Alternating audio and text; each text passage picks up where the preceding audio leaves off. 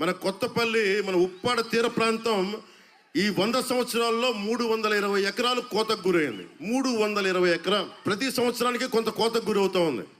మన ఉప్పెన సినిమాలో వచ్చిన ఇల్లు కూడా ఈ రోజున కోతకు గురై వెళ్ళిపోయింది.